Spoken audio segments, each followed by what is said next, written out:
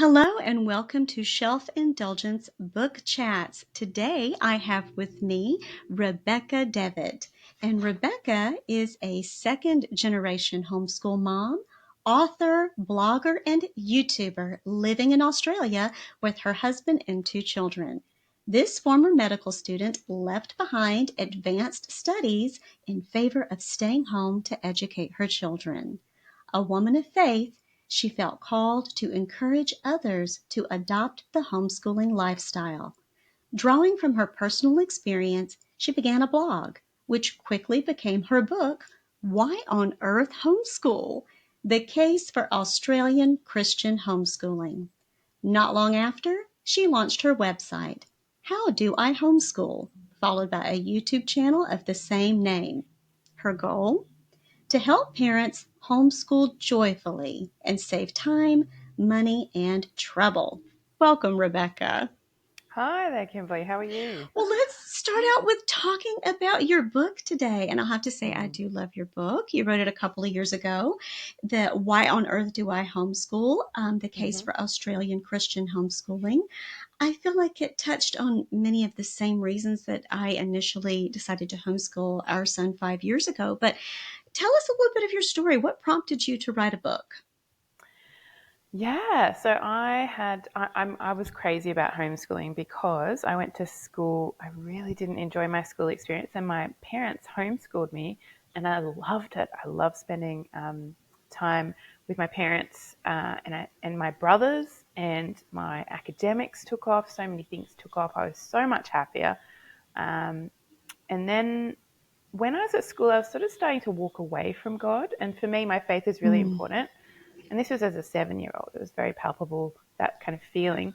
And then when I started homeschooling, I very much came back to God. My parents were really strong on getting me to read a chapter of the Bible a day. So I developed that habit, which was fantastic. And I came back essentially, and I became a really passionate Christian. And I'm a very passionate Christian now. If God is not true, then there's nothing else. Where else have we to go?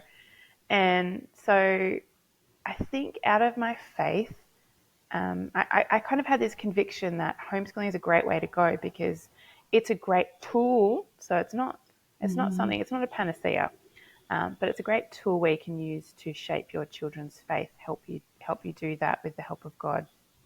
And so that's why I was very passionate about homeschooling. So one of my friends who was about my age, she had a child, and she was married to a homeschooler, and she was like, I don't know, should I, shouldn't I?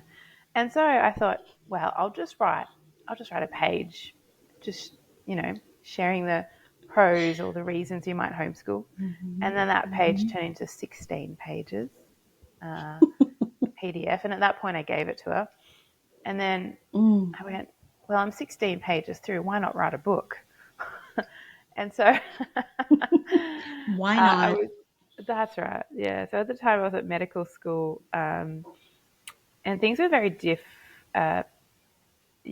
long story short, I ended up being quite sick and quit medical school. And during my sickness, it was about 3 years. I think I was in medical school, and I asked God to humble me, and God was very gracious with that. And I got very sick for 3 years, and I still struggle with basically sensitized pain issues.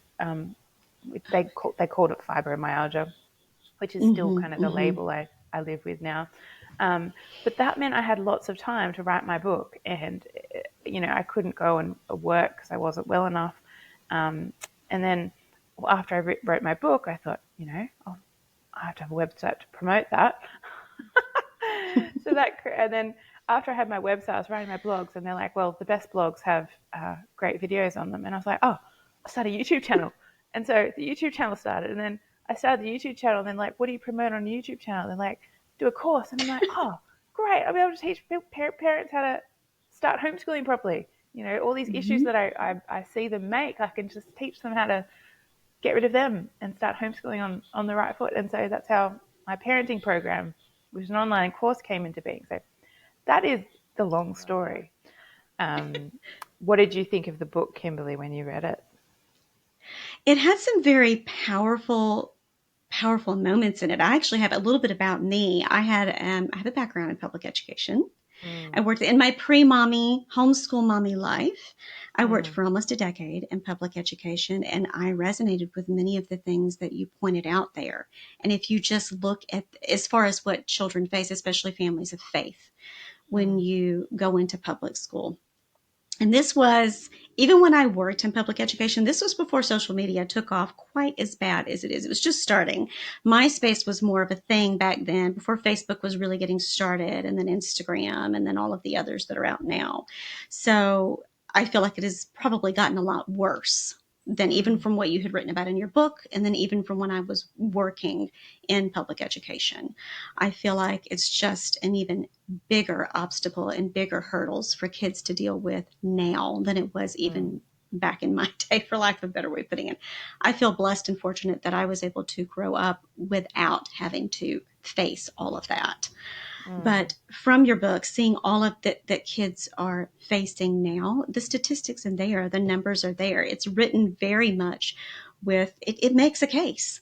It is very much, okay, here's your data, here's your statistics, and not just of what is going on in terms of bullying or in terms of the negative effects, because we are taught to live in this world but not not be of this world. I keep thinking of Romans 12:2.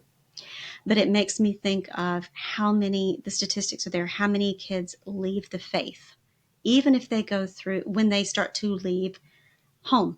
How many? I think it's like 2 out of 3.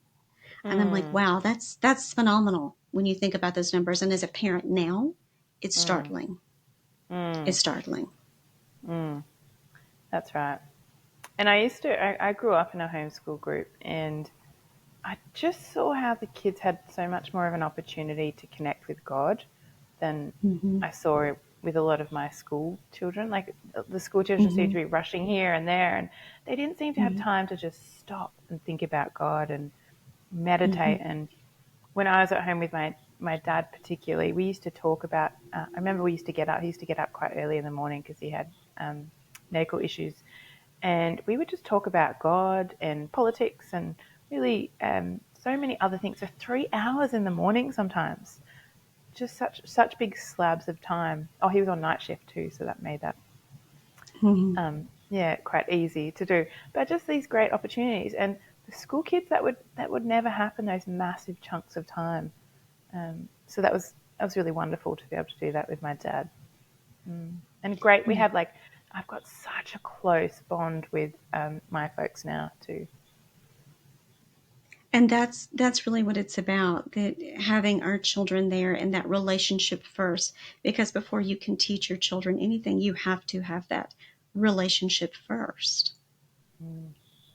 So getting to have that time with your family, and now that we get to have that time with our children, it just pours in more into that relationship. Absolutely.